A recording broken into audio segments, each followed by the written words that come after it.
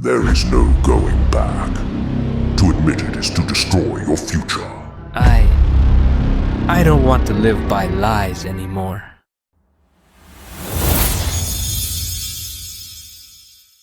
In the last episode, we followed Micah, Helena, and Xian and traveled back to the Eli era. There was a negligent priest father, bad sons, and the terrible black fog.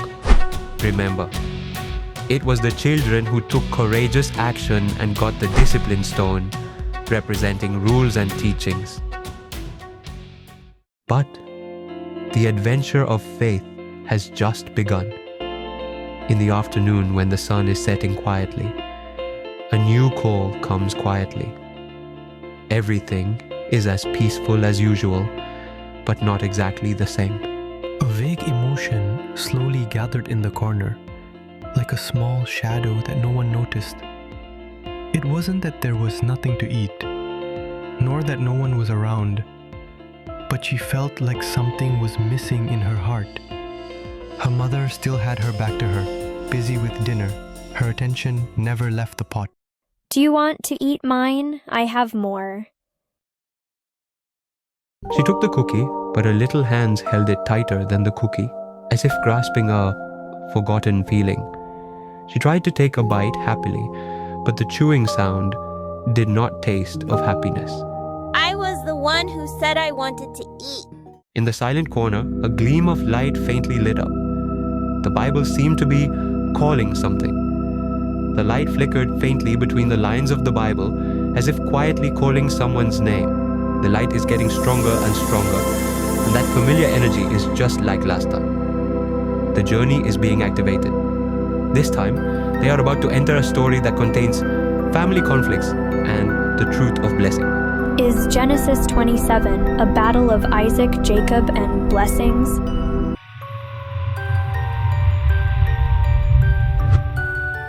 When they landed, they were already standing in an ancient wilderness, with the wind carrying the smell of wool and stove smoke. They arrived at the year when Isaac was old, and the most turbulent moment of blessing. That was Esau, a brave hunter and his father's favorite son. But on the other side of the tent, another pair of eyes were quietly watching. Maybe there was a plan brewing. In the hearts of this family, there was not only love and blessing, but also choice and preference. She knew in her heart that her husband Isaac's blessing would be passed on. He shouldn't be the one who inherited it. Shouldn't.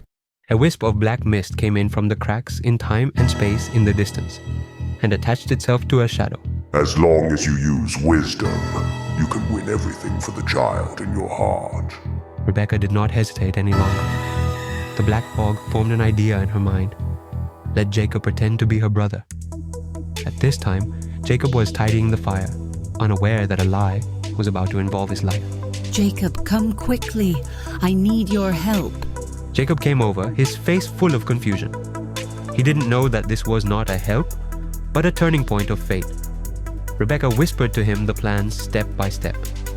Jacob frowned. Although his mother's words rang clearly in his ears, his heart began to waver violently. At this moment, the black fog quietly extended its tentacles and approached the fragile gap in his heart. You're smarter and more deserving than your brother. Don't hesitate. Now is your chance. That voice seemed to come from his heart, but also seemed to not belong to him at all. He began to lose track of his true thoughts. Just outside the tent, Mia and Helena approached quietly, and they also noticed something was wrong. It's the black fog. I remember this thing. It made Martha super mad last time. Helena clenched her fists. She knew lying was wrong.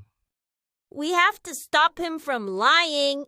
The black fog still clings to the corner of the tent, arrogantly, but it didn't expect someone has quietly launched a counterattack. In the small tent, they quickly gathered together and a mission to stop lies was launched. We can change the woolen sweater before Jacob wears it. Mia is more worried about, is Jacob really willing to tell this lie? I'll take care of the dressing up thing. And you guys take care of making him believe. At the junction of light and black fog, they took light steps without swords or shields. Only faith. Just as the children began to move, the black fog hidden in the shadow of the tent suddenly shook like a startled beast. The black fog sensed that someone was destroying its plan. It no longer hid, but began to spread. Outside the tent, Helena was secretly changing the sheepskin when she suddenly felt a chill behind her. Mia, is there something moving behind me? The black fog roared. It decided it was no longer just temptation, but intervention. Yes, we were discovered by the black fog. You deserve everything. It's okay to lie. That voice was so familiar that he couldn't tell whether it was the temptation of the black fog or his own desire. But at that moment, he remembered his father's voice, the voice that always called his name. Jacob, come, I bless you. But cracks have already appeared. The light of honesty, though faint, has already shone into the deepest corners of my heart. Outside the tent, Mia and Xian quietly approached while the black fog was receding. They didn't know if they could succeed, but they believed that as long as someone was willing to lend a hand, the black fog would not be able to completely control people's hearts. The black fog sensed their actions and turned to Rebecca frantically, as if stimulated, amplifying the anxiety and fear in her heart. Her hands began to tremble, and the motherly love that wanted to protect her child and the control at all costs tore apart in her heart.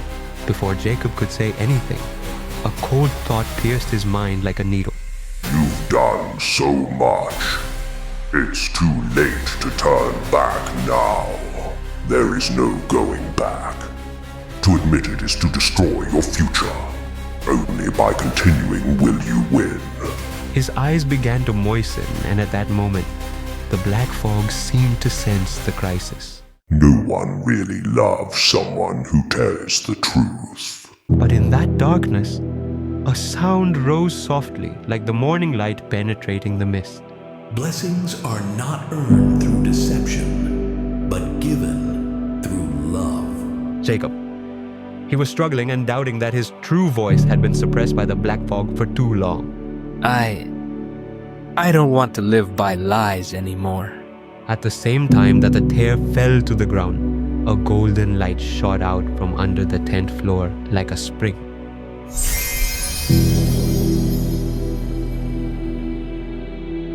The black fog dissipated. Inside the tent, everything was still moving forward towards its destined fate. Hurry, your dad is about to call you in. Jacob just stood there in silence with his head down and said nothing more. He walked in and accepted the blessing that belonged to the eldest son. Not because he earned it, but because he walked a path that his parents paved for him. God did not interrupt this. He did not intervene, did not stop, because he has already seen that honest tear in this struggle. May God bless you. All this is not the end, but the beginning of learning to face choices. The children are ready to go home, carrying gems, reflections, and a deeper respect for honesty. The familiar air and light surrounded them again. They were back home, back to the familiar living room. Everything seemed the same, but some things had quietly changed. Mom, sometimes you only remember that Mia said it first, but I want it too. I'm sorry. I didn't mean to. I was just in a hurry. I didn't notice you. Helena's eyes were red. She barely held back her tears and finally nodded. Honesty may not change things immediately, but it allows us to be closer in love and see each other in the light. What's the first thing to do after your adventure? Of course, eat.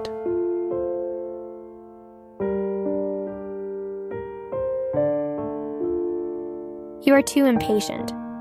Who would jump onto the table directly?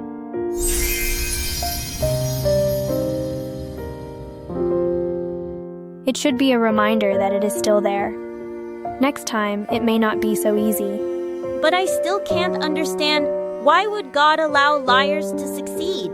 Adults will also be stumped by this kind of question, but when children ask it, it is especially sincere. God did not bless him because he lied. He had already decided to bless Jacob. But would it be better if he didn't lie? Perhaps many people have a little bit of Jacob in their hearts. Mom, actually, sometimes I don't dare to say what's in my heart. I'm afraid if I tell you, you'll be unhappy. Or you won't like me as much anymore. If you can't even be honest with me, then I really need to learn how to be a mother all over again. This is not punishment nor blame. It is serious love. In this embrace, there are tears, laughter, missed opportunities, and the courage to learn from each other again. True blessings are not just about who gets blessed. Instead, we start from honesty and enter everyone's heart.